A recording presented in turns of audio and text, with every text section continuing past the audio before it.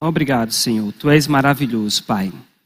Pai querido e amado, eu te peço em nome de Jesus que o Senhor possa me guiar para falar e que cada pessoa que está aqui nessa noite, Pai, não venha sair da mesma forma que chegou, mas que seja acrescentado, que receba da tua parte, Pai, em nome de Jesus. Que o Senhor venha deixar a palavra clara nos seus corações e que não sejam apenas palavras, mas que também seja o teu poder derramado sobre as suas vidas, o levantando, quebrando estruturas secas que estão impedindo os meus irmãos de avançarem na sua vida espiritual e nas demais áreas. Em nome de Jesus, que eles possam desfrutar do teu melhor neste tempo. Em nome de Jesus, aquele que crê diz amém.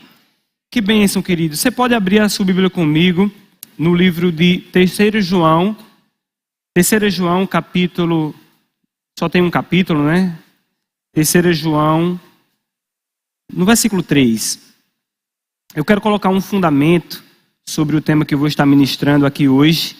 E eu creio que Deus vai fazer grandes coisas nesse culto. Eu creio que Deus vai pegar você de uma forma diferente hoje aqui. Você crê? Você está com expectativa no que Deus vai fazer? Você sabia que Deus se manifesta onde Ele é desejado? Você quer ver o mover de Deus? Aleluia! Você quer ver o poder de Deus se mover para curar pessoas, para transformar a vida de pessoas? Fica com expectativa, desejando no que Deus vai fazer, e Ele vai fazer isso na sua vida.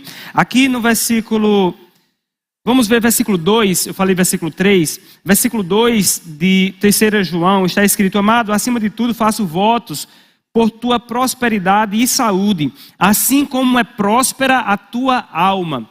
Observa que aqui é uma carta onde o apóstolo João, ele está escrevendo e ele está falando para um dos seus amigos. E quando ele fala para um homem chamado Gaio, ele diz: amado, eu faço votos por tua prosperidade e saúde, assim como, ou seja, da mesma forma que já é próspera a tua alma ou a tua forma de pensar. Então, aqui nós percebemos que a prosperidade não é algo que está relacionada unicamente a dinheiro. Prosperidade não se reduz à questão financeira.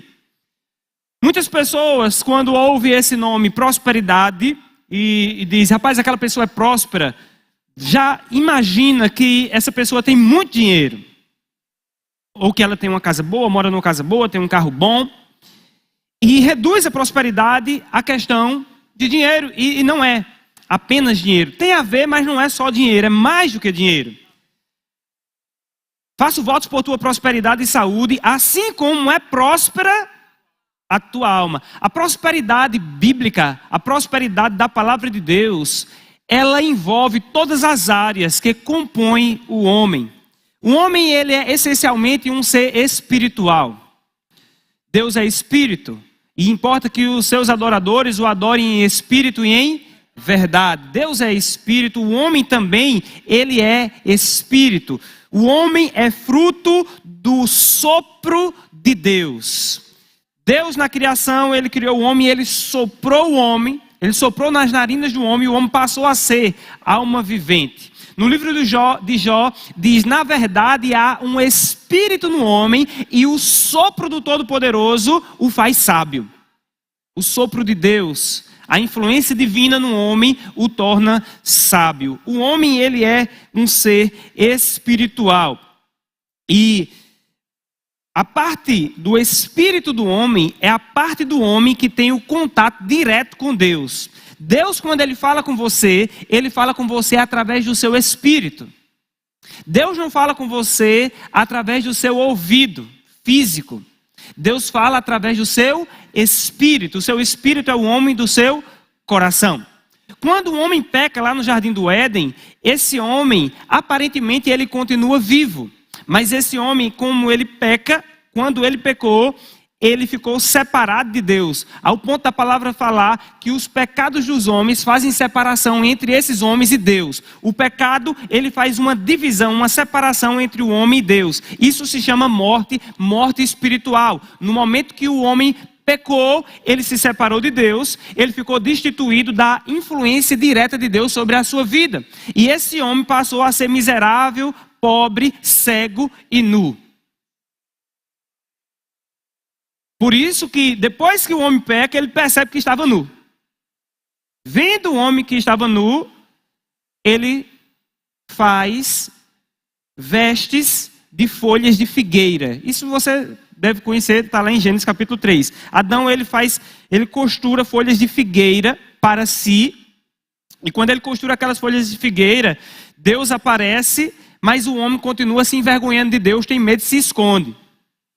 Mesmo com aquelas folhas, o homem tenta dar um jeito na sua nudez, mas não dá certo. E Deus mesmo, ele faz uma veste para o homem, uma veste de peles de animal. Não é uma veste de folhas, é uma veste de peles de animal. Ali já dava a entender um prenúncio de que para cobrir a nudez do homem, a vergonha humana, seria necessário algo morrer. E nós sabemos que nenhum animal seria suficiente para pagar pelo preço do homem.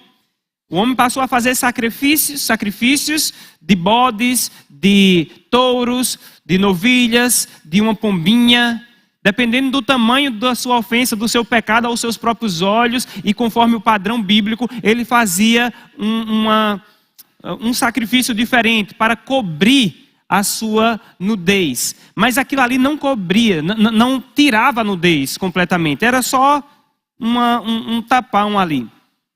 Mas até que veio Jesus. Quando Jesus veio, ele é o Cordeiro de Deus. Ele diz, eu sou o Cordeiro de Deus. Não foi ele que falou sobre si mesmo. Quem falou foi João, dando testemunho dele. Diz, eis aí o Cordeiro de Deus que cobre o pecado do mundo. Eis aí o Cordeiro de Deus que tira o pecado do mundo, que tira a vergonha humana. O Cordeiro de Deus que reconecta o homem com Deus. Então, a vergonha que o homem tinha de estar na presença de Deus e de se relacionar com Deus foi tirada através do sacrifício que Jesus Cristo fez na cruz do Calvário, derramando o seu sangue. Agora o homem pode ter paz com Deus. Agora o homem pode ter um relacionamento com Deus. O homem pode se relacionar com Deus, não apenas chamando de Deus, mas chamando Deus de Pai. Aleluia. Oh, glória a Deus. Sabe, queridos, quando você lê a Bíblia lá nos Evangelhos, você vai ver que os religiosos daquela época, eles rilhavam os dentes, e uma das raivas que ele tinha de Jesus era porque quando Jesus orava, ele chamava Deus de Pai. Chamava Deus de Pai. Como assim? Ele ora e chama Deus de Pai? Chamando Deus de Pai, fazendo-se igual a Deus? Porque para ele chamar Deus de Pai, significa que você agora tem a mesma natureza de Deus. Como se Deus é seu Pai, então você é filho mesmo, autêntico, legítimo, tem a mesma essência, natureza que Deus tem. Quem é você, homem, para ter a mesma natureza de Deus?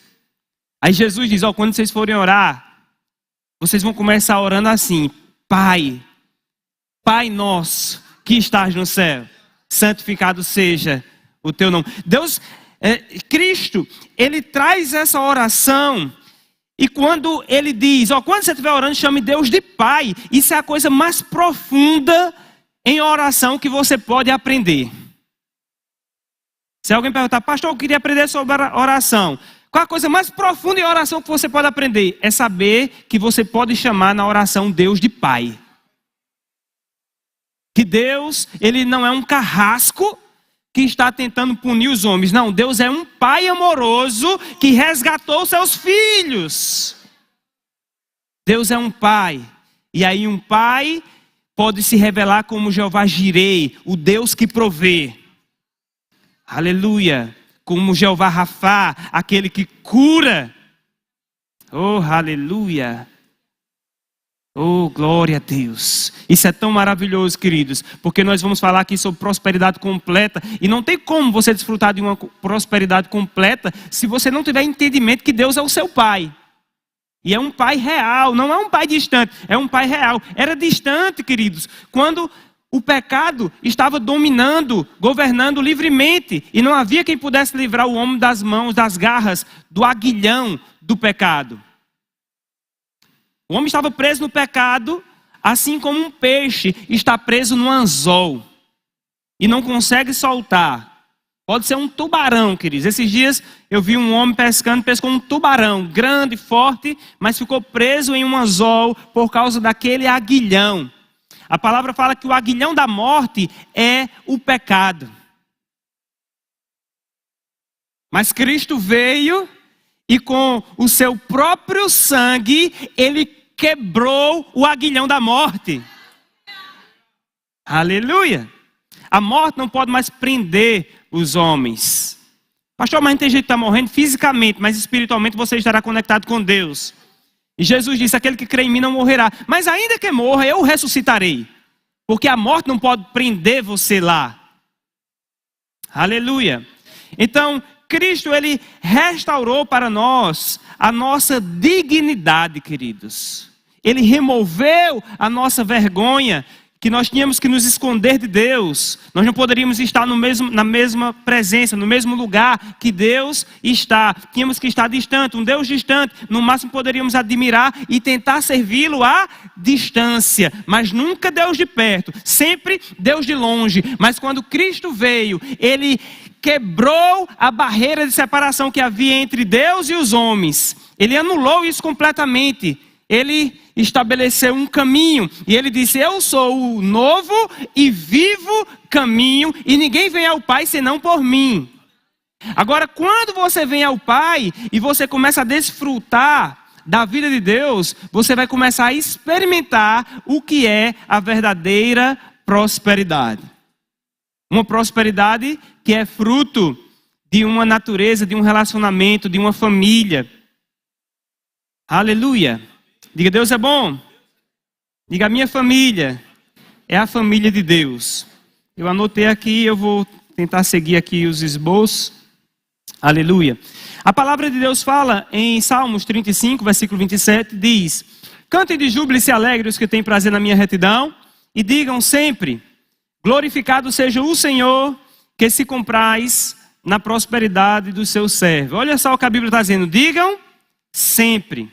Glorificado seja o Senhor, que tem prazer, que se compraz na prosperidade do seu servo. Digam sempre. Eu lhe pergunto, quando foi a última vez que você disse, glória a Deus, glorificado seja Deus, que tem prazer na minha prosperidade? Aleluia. Se você faz tempo que disse, então você não está dizendo sempre. E se você não está dizendo sempre, você não está praticando a palavra. E se você não está praticando a palavra, você não vai desfrutar de prosperidade bíblica. Quantos querem a prosperidade que Deus tem para você? Então diga logo para a gente já quebrar esse espaço de tempo. Diga, glorificado seja o Senhor, que tem prazer na prosperidade do seu servo. Abra comigo em Salmos capítulo 1. Salmos capítulo 1, versículo 1. Se puder projetar aqui, por gentileza. Salmos capítulo 1, versículo 1. Aleluia.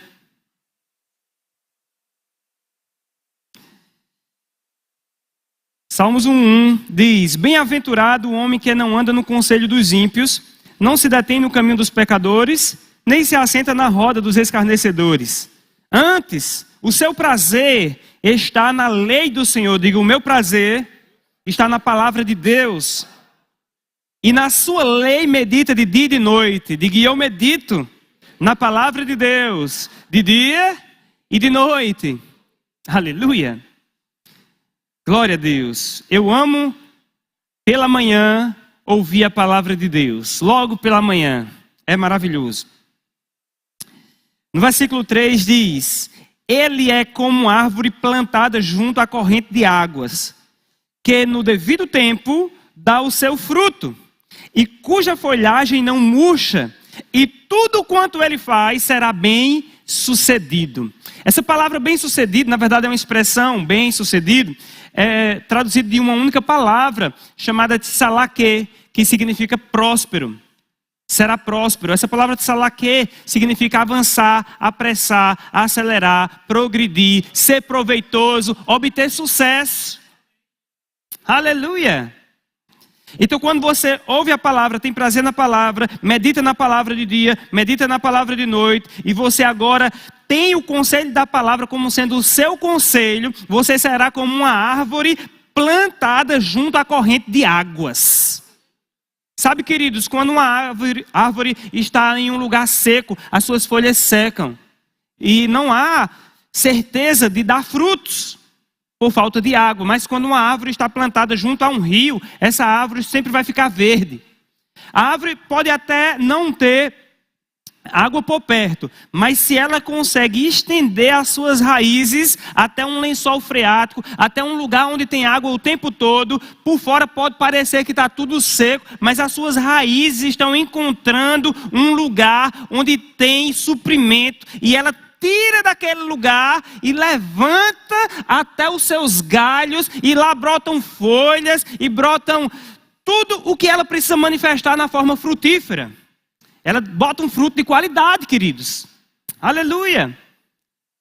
Isso é maravilhoso. Toda vez quando eu vou para Campina Grande, tem uma árvore no caminho. Essa árvore fica depois, acho que é de Várzea, pertinho de... Quando você sai de Caicó e passa por Várzea, aí tem uma cidade chamada Santa Luzia. Entre Várzea e Santa Luzia, tem uma árvore que ela fica perto da estrada, e essa árvore, toda vez ela chama a minha atenção. Eu já fui tantas vezes para Campinas, já voltei tantas vezes, mas ela para mim se tornou um referencial. Eu já olho para aquela árvore e já sei que estou chegando perto de Santa Luzia. Alguém aqui já reconheceu essa árvore, já consegue imaginar? Algumas pessoas ali, ó. Quem sempre passa já tem essa árvore como referencial. Eu nunca passei lá para não ter folhas nessa árvore. Muitas outras, às vezes está tudo seco, mas ela está sempre frondosa, sempre tem folhas, sempre está forte, porque aquela árvore não depende da água da superfície. Ela já estendeu as suas raízes até um lugar mais profundo, onde não há falta de provisão. A palavra de Deus, queridos, é um lugar de provisão para as nossas vidas. Isso é maravilhoso. Aqui a palavra diz que se você praticar, você vai ser bem-sucedido em todas as áreas. Eu quero ler com vocês um texto de Deuteronômio, no capítulo 8. Deuteronômio, capítulo 8. Diga, Deus é bom. Vamos ler a partir do versículo 11. Eu quero ler até o versículo 19. Vai ser uma leitura um pouco extensa, mas vai ser produtiva para você. Deuteronômio 11, capítulo 8, versículo 11. Quantos abriram? Sabe, queridos, algumas pessoas pensam que quando começa a servir a Deus, as coisas vão piorar para você. Mas não vão, não. Tem gente que pensa que servir a Deus é viver na miséria, e que Deus é contra a prosperidade, e que Deus é contra até as pessoas terem as coisas. Mas nós já vimos aqui que Deus, Ele tem prazer na sua prosperidade. Nós vimos aqui um grande homem de Deus, o apóstolo João, a quem Jesus entregou a sua própria mãe para cuidar dela. Esse homem falando para o seu amigo Gaio, dizendo: Gaio, eu rogo a Deus, eu faço votos por tua prosperidade e por tua saúde, assim como já é próspera a tua alma, a tua forma de pensar. E olha só o que está escrito aqui no versículo 11. O Senhor falando, Ele diz: guarda-te, não te esqueças do Senhor, teu Deus, não cumprindo os seus mandamentos e os seus juízos e os seus estatutos que hoje te ordeno, para não suceder que, depois de teres comido e estiveres fartos, depois de haveres edificado boas casas e morados nelas, depois de se multiplicarem o teu gado e os teus rebanhos, se aumentar a tua prata e o teu ouro, e ser abundante tudo quanto tens, se eleve o teu coração. Eu vou até descer aqui para ficar mais perto de você, porque esse texto aqui vai expandir a mente de algumas pessoas hoje. Olha só o que a palavra está falando. Deus está dizendo, ó, Ele não está dizendo, tenha cuidado com recursos desse mundo. Não, Ele não está dizendo isso, não. Ele está dizendo, ó, guarda-te, guarde você, guarda o seu coração. Guarda-te, não te esqueças do Senhor. Tenha cuidado para você não esquecer do Senhor. Guarda-te, não te esqueça do Senhor, teu Deus, não cumprindo os seus mandamentos. Aí ele fala, para quê? Para não suceder que depois de teres comido e estiverdes fartos. Diga, comer até ficar farto. Eu te pergunto, uma pessoa necessitada, ele consegue ficar farto? Não, normalmente é uma pessoa que vai entrar em níveis de desnutrição. E diz mais, depois de haver edificado boas casas. Aleluia. Sabe, o diabo fica colocando na sua mente, você nunca vai conseguir ter uma casa. Sua casa própria, você sempre vai morar de favor, de ajuda com outras pessoas. Mas a palavra de Deus está dizendo, depois de ter edificado boas casas. Não é só uma, Deus tem mais de uma. Deus pode te dar muito mais de uma casa. Diga isso para alguém perto de você, diga, ei, o seu Deus, Ele pode te fazer construir boas casas. Não só uma casa, não só duas casas, mas casas boas. Aleluia. E não só ter as casas, mas também morar nelas. Por que, queridos? Esse morar nelas faz toda a diferença. Porque se você for 20 capítulos depois, lá para 28, você vai ver que uma das consequências de maldição é o homem que fica fora dos caminhos do Senhor, que mesmo que ele consiga comprar casa, ter casas, ele não vai conseguir morar nas suas casas. Ele constrói a casa, mas ele não mora na casa que ele constrói. Porque a bênção, ela faz você poder ter e desfrutar. Mas a maldição, ela impede você muitas vezes de ter, mas quando não impede você de ter, impede você de desfrutar do melhor. Você tem, mas não consegue desfrutar. Tem dinheiro para comprar a comida de Mossoró todinho, mas não pode comer por causa de doença.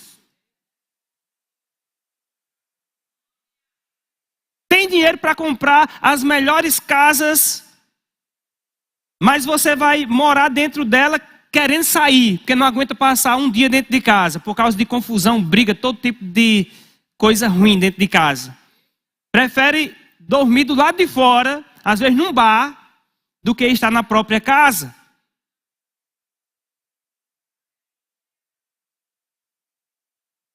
Então, ele fala aqui, morado nelas. Versículo 13 diz, depois de se multiplicarem o teu gado e os teus rebanhos, e se aumentar a tua prata e o teu ouro. Deus é contra você ter recurso? Não. É Deus que faz aumentar a sua prata e o seu ouro. Aleluia.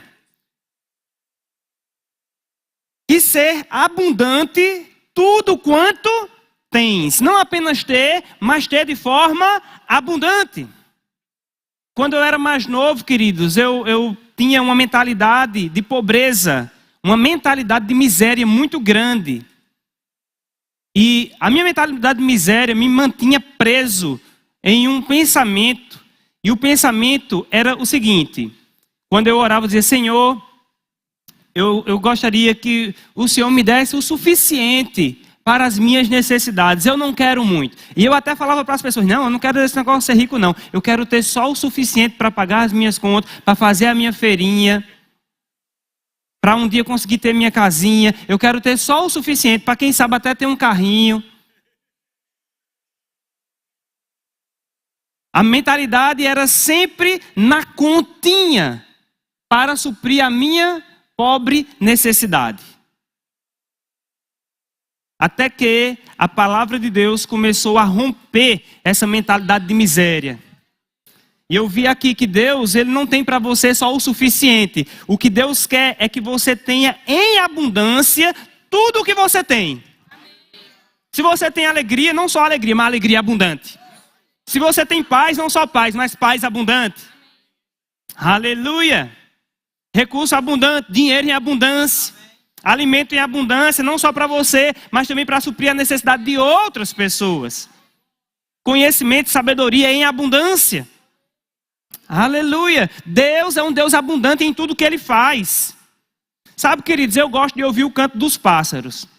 E eu conheço o canto de dezenas de pássaros. Se eu tiver, eu posso escutar e diferenciar dezenas de pássaros cantando ao mesmo tempo. Mas quando eu vou assistir o National Geographic, esses programas documentários, sempre eu sou surpreendido com a grandeza de Deus. Sempre eu vejo aves que eu nunca vi antes na minha vida. Melodias, cantos que eu nunca ouvi na minha vida. plantas que eu nunca vi. Deus é grande, tudo que Deus faz é em abundância. Ele poderia ter feito só um sabiá para a gente escutar. Mas não, queridos, ele fez muita coisa. Deus é um Deus abundante. Aleluia. Ele tem abundância para você. Aí agora ele diz, guarda para não esquecer dele, para depois que todas essas coisas chegarem, se eleve o teu coração e te esqueças do Senhor teu Deus, que te tirou da terra do Egito e da casa da servidão. Aleluia. Oh, glória a Deus. Eu estou dando glória a Deus não por essa situação aqui, mas porque eu vejo, queridos, que o Senhor está tirando pessoas do lugar de Egito. Deus está tirando pessoas da casa de servidão. Deus está tirando pessoas do lugar de escravidão. Deus está tirando você de um lugar de escassez e de miséria. E Ele vai te levar para Canaã, para o lugar que Ele tem para a sua vida, para o lugar de abundância, de paz, de crescimento, de aumento. Essa é a vontade dEle para a sua vida. Mas você precisa guardar o seu coração para que você não se esqueça de Deus. Porque não adiantaria de nada, queridos, abraçar essas coisas todas e soltar o mais importante, que é Deus. Não solte Deus por nada. Se você tiver que soltar tudo, solte tudo, mas não solte Deus. Só fique com Ele. Aleluia. Aleluia. Diga, eu não solto Deus por nada. Aleluia! Isso é maravilhoso, queridos. Eu quero ir com você. Tem tantas coisas, mas o tempo é diligente. E eu quero ir com você para o livro de Provérbios. Lembra que eu falei aqui que a palavra de Deus, ela nos faz trilhar um caminho de prosperidade? A palavra de Deus vai te ensinar o que fazer e vai te ensinar o que não fazer para viver uma vida próspera e abençoada aqui na terra em todas as áreas.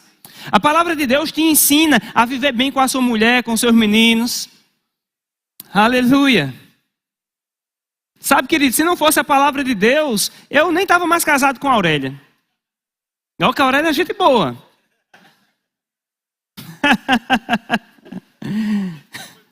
A Aurélia é gente boa demais. Mas, querido, existe uma carne aqui, uma carne aí, e você só consegue mortificar a sua carne se você estiver cheio do Espírito. Ou você vai estar cheio do Espírito Santo de Deus, cheio da palavra de Deus, porque estar cheio do Espírito é estar cheio da palavra e deixando a palavra governar a sua vida. Aleluia! Aí sim, quando você quer tomar a razão por uma situação ou outra, a palavra de Deus está no seu coração e diz, perdoe.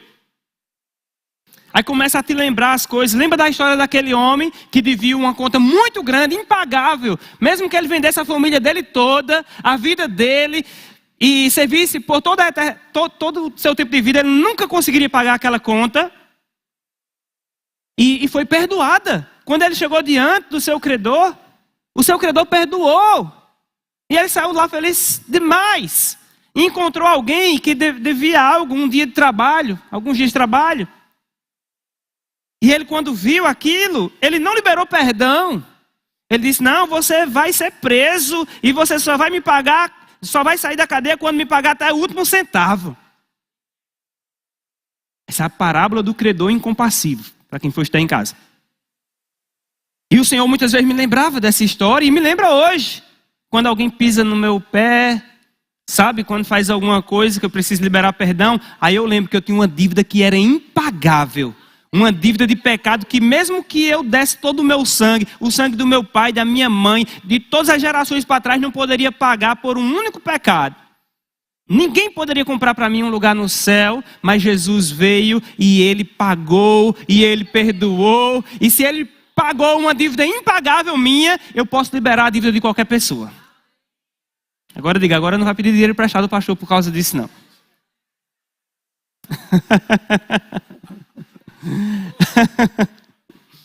Aleluia. Então, queridos, isso funciona em todas as áreas. E eu pedi para você abrir. Eu pedi para você abrir algum texto? Não, né? Provérbios capítulo 19. eu falei que a palavra nos faz conduzir por um caminho. E eu vou te dar algumas coisas que a palavra de Deus te ensina. A primeira coisa, a palavra de Deus nos ensina a temer a Deus. A palavra fala aqui em Provérbios, no capítulo 19, no versículo 23, está escrito: o temor do Senhor conduz à vida. Aquele que o tem ficará satisfeito e mal nenhum o visitará. Repita comigo, diga: o temor do Senhor conduz à vida. Aquele que o tem estará satisfeito e mal nenhum o visitará. Glória a Deus. Então diga: a palavra me faz temer a Deus. Não é ter medo, é temer, é considerar a presença de Deus, queridos, em profunda reverência.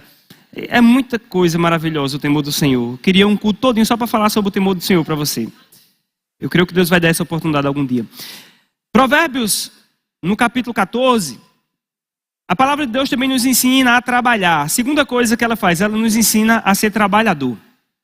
Provérbios 14, 23 diz: em todo trabalho há proveito, mas ficar só em palavras leva à pobreza. Esse texto eu peguei de uma outra versão. Aqui está: em todo trabalho há proveito, meras palavras, porém, leva à penúria. Esse ali é de uma outra versão, a Corrigida Fiel, diz que aquele que só fica falando, só meras palavras, leva a pessoa a ficar pobre. Sabe de uma coisa, querido? Tem muita gente que gosta de chegar perto de você só para falar, mas na hora de fazer não faz nada. Só falar e não fazer não muda a situação de ninguém. Diga para alguém perto, diga: quer prosperar, meu irmão? Trabalhe. E saia de perto de quem só fica falando e não faz nada. Amada, a gente pode fazer projetos maravilhosos, projetos grandes, projetos para o futuro, projetos que a gente não consegue realizar hoje, mas tem coisa que a gente pode fazer hoje. Aleluia. Tem alguma coisa que você pode fazer hoje? Eu gosto de algo que meu avô ensinou para o meu pai. Meu avô ensinou para o meu pai quando ele não tinha nada para fazer. E ele chegou para o meu pai e disse: olha, quando você não tiver nada para fazer, cave um buraco. Aí meu pai perguntou: e depois que eu cavar o buraco? Ele disse: aí você agora vai ter o que fazer, enterra o buraco. Mas não fique sem fazer nada. Então a palavra nos ensina a trabalhar. Outra coisa que a palavra nos ensina é a ser disciplinado.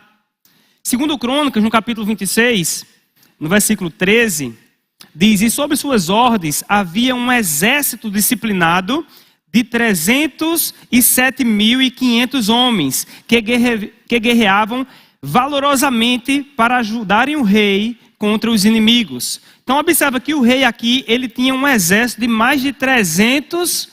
Não colocou aqui ainda. Está com o problema dos versículos? Segundo Crônicas, capítulo 26, versículo 13. Deixa eu abrir aqui. Está aqui. Debaixo de suas ordens havia um exército guerreiro de 307... Quantos homens, queridos? 307.000 homens. População do Mossoró. Quase isso, né? Dá quase 300. No último censo, a população do Mossoró deu, acredito, 270 e poucos mil habitantes.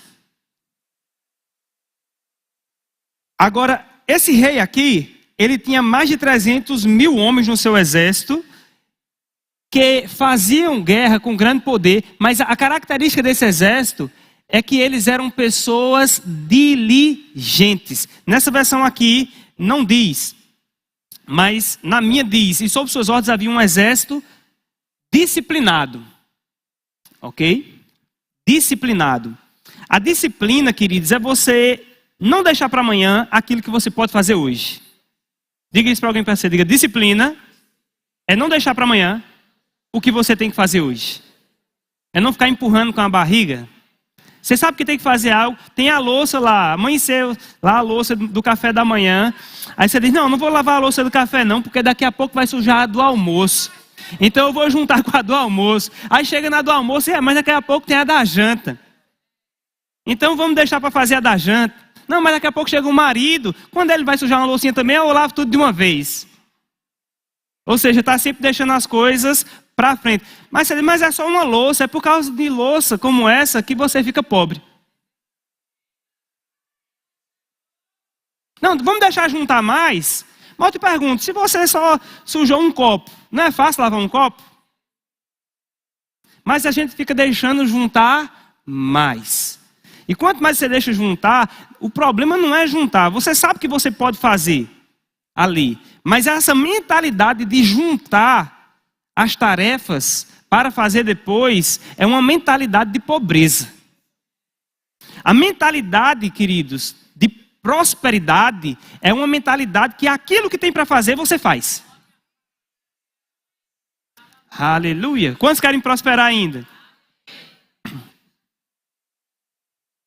Então, disciplina, a palavra nos ensina a ser disciplinados. A palavra nos ensina a ser excelentes em tudo que fazemos. Em Daniel capítulo 6, versículo 3, está escrito: então o mesmo Daniel se distinguiu destes presidentes e sátrapas, porque nele havia um espírito excelente, e o rei pensava em estabelecê-lo sobre todo o reino. Então Daniel, ele tinha sido levado como escravo para a Babilônia. Então Daniel estava na posição de escravo, mas ele não tinha uma mente de escravo. Ele foi levado como escravo, mas o coração dele era um coração de príncipe, um coração de servo. Então Daniel, ele manteve a diligência, Daniel manteve a excelência e ele se distinguiu de todos os outros. Agora ele já estava numa posição aqui de presidente. Ele tinha um rei e o rei estabeleceu governadores. E Daniel era um dos governadores. Ele estava governando 40 províncias, 40 satrápias. E haviam 120. Então, Daniel, ele foi tão excelente no que ele fazia, que o rei estava pensando: meu Deus, eu acho que eu tenho que tirar esses outros e tenho que colocar só Daniel para governar tudo. Por causa do espírito excelente que ele tem. Aleluia. Vou pegar aqui algo que Deus falou comigo profundamente ano passado, nesse livro de Daniel, no capítulo 6. O último versículo desse capítulo, olha só. Nós lemos o 3, que diz que o rei pensava em estabelecê-lo porque nele havia um espírito excelente. E o último capítulo, o último versículo, versículo 28, diz que Daniel, pois, prosperou no reinado de Dario e no reinado de Ciro, o persa. Ou seja, Daniel prosperou independente de quem estava na posição política. Sabe, amados, a gente vai passar por um ano de política agora, onde as pessoas vão votar, e tem gente que diz: rapaz, mas se ganhar o meu político predileto, aí sim eu vou prosperar. Mas a tua prosperidade não vem de um político.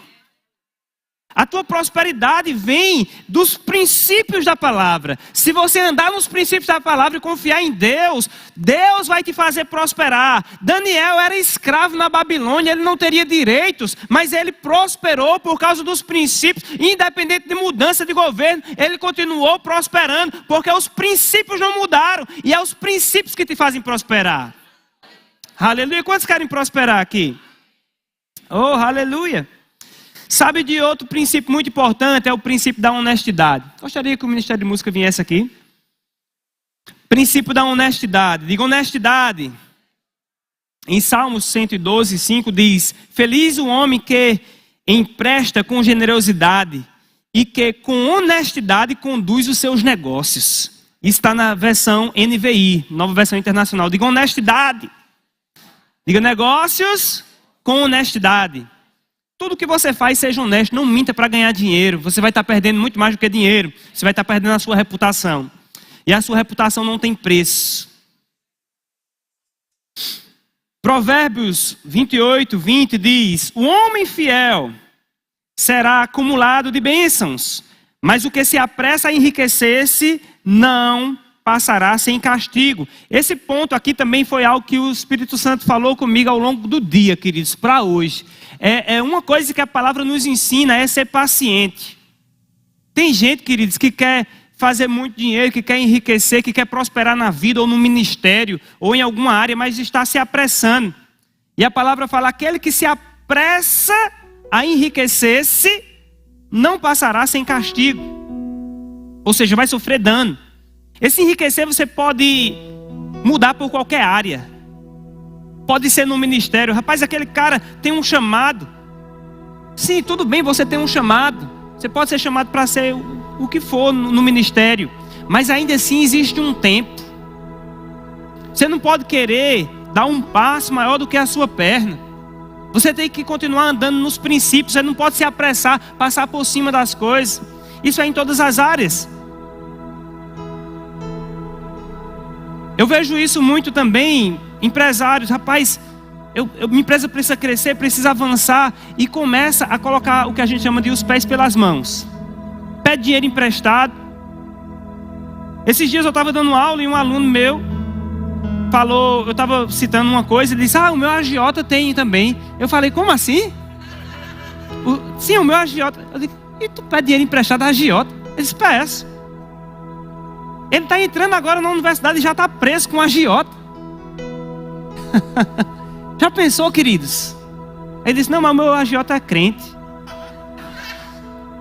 Ele não mata não, só bate. A gente riu, queridos, lá na sala, mas eu fiquei guardado aqui. Meu Deus, esse jovem. Aí eu fui falar um pouco para ele sobre isso, aqueles que têm uma mentalidade de empreendimento, que eles precisam respeitar o tempo, queridos, do crescimento.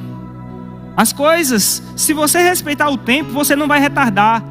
Quem apressa e para acelerar quebra o princípio. Eu gosto de algo que o reverendo Luciano Subirá diz. Ele diz: todo princípio que você quebra, quebra você. Isso é muito interessante. Diga paciência. Eu falo para alguém, diga aí, tenha paciência. Diga: não seja negligente, não seja preguiçoso, mas espere o tempo. Vai chegar e vai ser rápido. Para quem tem paciência, chega mais rápido. Para quem é apressado, sofre muitos acidentes no meio do caminho e demora mais chegar. Tem tantas coisas aqui. Outra coisa que a palavra nos ensina é ser confiante em Deus. Confiança em Deus, diga confiança. Outro ponto, a palavra nos ensina a sermos guiados pelo Espírito. Não fica sendo guiado pelas modinhas não, queridos. Estão fazendo isso, estão ganhando dinheiro com isso, vou fazer. Estão fazendo isso na palavra. Rapaz, eu estou cantando esse louvor, todo mundo está cantando esse louvor, vamos cantar esse louvor. Não, procura ser guiado pelo Espírito. O Espírito vai falar com você, vai falar com vocês e vai dar certo. Hoje em dia tem as trends, né, que todo mundo está seguindo. O que um começa a fazer, os outros fazem também. Aí são só cópias, ecos, e não tem nada original.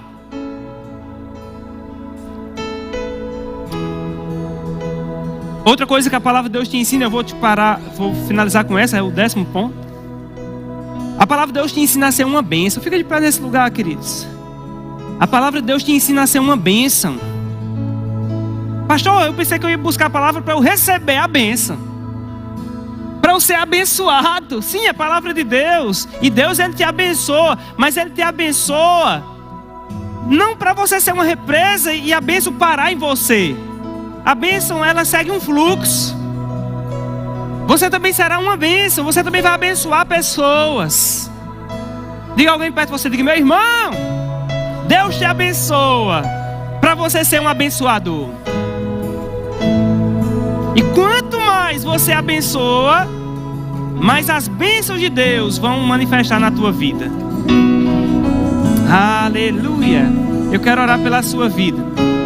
Levanta as suas mãos. Aleluia. Pai querido e amado, eu quero te louvar pela vida desse povo maravilhoso que está aqui hoje, Pai. Eu sei que eles vieram para receber uma palavra da tua parte e que eles não vão voltar para casa sem a palavra, porque o Senhor falou aos seus corações. Eu te peço em nome de Jesus, Pai, que o Senhor venha aumentá-los mais e mais e que esses princípios venham fazer parte da vida deles, por onde eles caminharem, Senhor, que eles possam lembrar em todas as áreas da família, no ministério, nos seus negócios, aonde eles estiverem, Pai, nos seus relacionamentos, eles buscando os teus princípios que conduzem à vida, em nome de Jesus. Aleluia. Podemos cantar aquela primeira música que vocês cantaram, uma que é bem animada? Vocês estão prontos para cantar e louvar o Senhor? Aleluia. Enquanto ele se prepara para cantar essa música, querido, tem um Salmos capítulo 68 que diz: Deus faz que o solitário more em família, tira os cativos para a prosperidade. Aleluia. Diga isso para alguém para você. Diga: ei, Deus não quer te ver sozinho. Ele faz o solitário andar em família. Aleluia.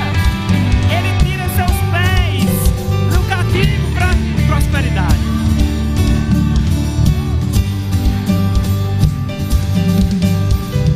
Eu posso ver rios de vida abrindo caminhos, rompendo barreiras. Eu posso ouvir um rompimento do grande mover do teu Espírito, do grande mover do teu Espírito.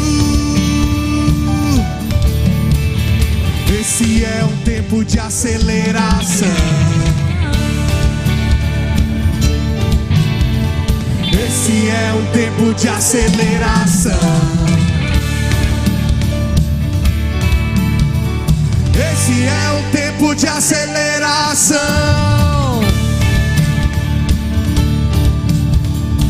Esse é um tempo de aceleração.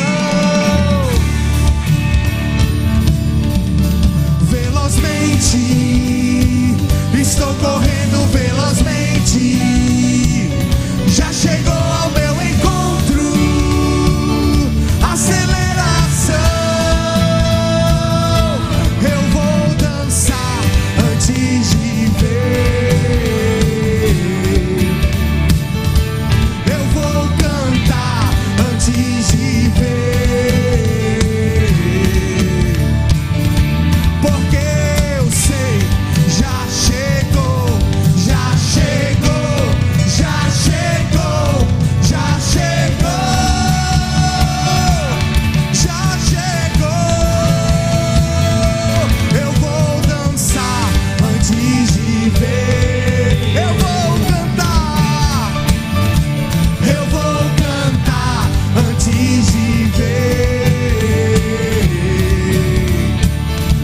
Porque eu sei que já chegou, já chegou, já chegou, já chegou,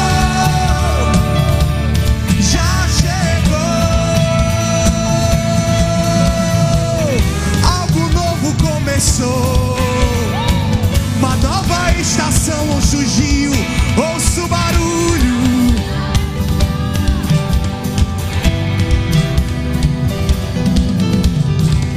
Algo novo começou, uma nova chave virou. Ouço o barulho, ouço o barulho. Velocidade, constância, fogo e glória serão a marca dessa nova geração. Velocidade, constância, fogo e glória serão a marca dessa nova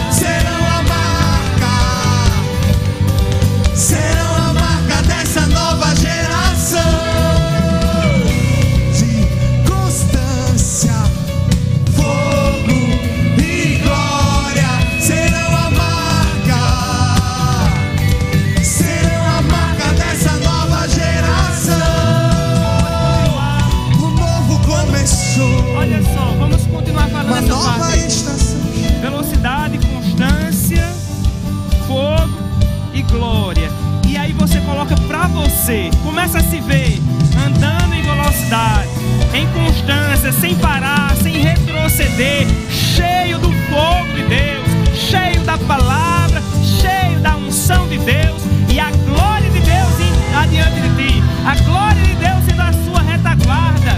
Você vai ver, isso será uma marca notória na tua vida. Pode parecer que não seja tão rápido, mas vai ser constante e você vai chegar a qualquer lugar que Deus tem para a sua vida. Um navio, um grande navio, ele não é tão rápido como um jato, mas ele consegue levar grandes containers. Deus tem uma velocidade específica para você. Você só precisa ser veloz na velocidade que Deus te confiou, ser constante, estar cheio do fogo de Deus e ter a marca de Deus sobre a sua vida. Aleluia! Será a marca dessa nova geração. Velocidade, constância, fogo e glória serão a marca dessa nova geração. Agora você vai cantar olhando para alguém e você vai ser um profeta para essa pessoa. Coloca dois profetas assim para ela. Principalmente se ela for meio envergonhada, aí é que você faz isso mesmo. Faça assim, ó, velocidade, vamos lá. Velocidade, constância, fogo e glória serão a marca dessa nova geração. Aleluia! Ousadia sobre a sua vida para assumir o seu lugar de crente, o seu lugar de cristão. Nada vai te impedir de fazer o que Deus te chamou para fazer. Ei, nada vai te parar, nada vai te prender, nada será um obstáculo intransponível na sua vida, porque é maior o que habita dentro de ti. Deus vai adiante, abrindo as portas, abrindo caminho, quebrando as trancas de ferro. Você serve a um Deus que é poderoso. Aleluia! Aleluia! Não vai parar. Nada vai roubar a sua alegria. Ei, não é tempo de parar, é tempo de avançar. Não é tempo de retroceder, é tempo de correr a carreira que já está proposta. Você ainda vai gerar muitos filhos. Você vai gerar muitos filhos, muitos discípulos para Cristo. Muitos homens e mulheres cheios da graça, cheios da bênção, cheios da glória de Deus, que vai marcar a sua geração. Aleluia! Aleluia! Deus tem muito mais para fazer, queridos. Ele só está começando a sinalizar. Mas fica com a chama acesa no teu coração. Saia daqui, mas Deus só começou, deixa Ele continuar fazendo. Aleluia, você pode sentar um pouco nesse lugar. Quero orar pela sua vida. Eu gostaria de saber se tem alguém aqui hoje que ouviu essa palavra, queridos, e Deus falou com você, ou você já tem tido esse desejo de servir ao Senhor, e hoje você quer tomar uma decisão. Jesus, ele disse: aquele que me confessar diante dos homens como seu Salvador, eu o confessarei diante do meu Pai. Hoje é dia de você fazer uma aliança com Cristo, entregar a sua vida para Ele. Mas pastor, o que é que as pessoas vão pensar de mim? Não se preocupa com isso não. Apenas sabe que o que Deus vai pensar de você é que você foi ousado para aceitá-lo. E a minha mulher e o meu marido, o que vai pensar? Não se preocupa, só entrega a tua vida para o Senhor, se esse é o desejo do teu coração. Não pode ser o desejo do teu pai, não pode ser o desejo da tua mãe, tem que ser o seu desejo. Não faça isso para agradar seu irmão, faça isso para agradar o seu Senhor. Se esse for o desejo do teu coração, e você está aqui hoje, e você quer entregar a sua vida para Jesus, quer fazer uma aliança com Ele, Ele vai perdoar os teus pecados, Ele vai fazer de você uma nova criatura, E vai começar um tempo novo na sua vida, uma nova história, onde você vai conhecer Deus de perto. Você vai ter experiências com o Senhor que você nunca teria só ouvindo de longe. Eu gostaria de saber se tem alguém hoje aqui que quer tomar essa decisão. Levanta a sua mão aonde você está. Tem uma jovem aqui, parabéns. Glória a Deus. Tem mais alguém, queridos? Se você está aqui também e você quer tomar essa decisão hoje, jovem, você pode vir aqui à frente. Eu gostaria de orar pela sua vida. Dá tempo ainda, se você está aqui e também quer tomar essa decisão, venha, queridos. Só para você se animar. Quem já tomou essa decisão? Você não está sozinho nessa, amém? Amém. Mais alguém hoje, queridos, quer se juntar a essa jovem corajosa? Amém. Então, vamos orar por ela. Pai querido e amado, nesse momento, Pai, nós oramos pela tua filha, Pai, que está aqui entregando a vida dela ao Senhor. E eu sei que ela está fazendo a melhor decisão da vida dela, Pai, porque um dia eu fiz a minha, há mais de 30 anos atrás, e não me arrependo. E eu creio, Pai, que algo novo começa na vida dela, uma nova história, uma nova vida, em nome de Jesus. Jovem, você pode fazer essa declaração comigo? Diga: Senhor Jesus, eu te entrego a minha vida, recebe o meu espírito, perdoa os meus pecados, faz de mim uma nova criatura. Eu te recebo como meu único Senhor e suficiente Salvador.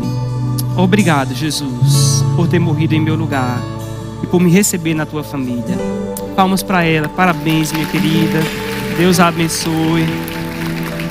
Você pode seguir essa jovem abençoada aqui. Que bênção. Queridos, eu gostaria de saber se tem alguém aqui no nosso meio que está com alguma dor ou alguma enfermidade e gostaria de receber oração para cura.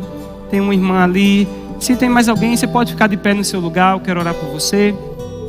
Tem outra pessoa aqui do lado também. Se você está em casa assistindo ou pela TV ou pela internet, você pode também se juntar a nós nessa oração. E eu creio que a palavra vai te alcançar aí. Estenda as mãos na direção das nossas irmãs. Pai querido e amado, a tua palavra fala que a oração da fé sara um enfermo. E nós cremos, Pai. Por isso, em fé, nós declaramos toda enfermidade, toda dor, tudo que está fora de ordem na vida das minhas irmãs, seque e bata em retirada agora, em nome de Jesus. Sejam saradas do topo da cabeça à planta dos pés, em nome de Jesus. Amém. Todos que creem digam amém. Está feito. Glória a Deus, queridos. Deus tem muito mais, amém?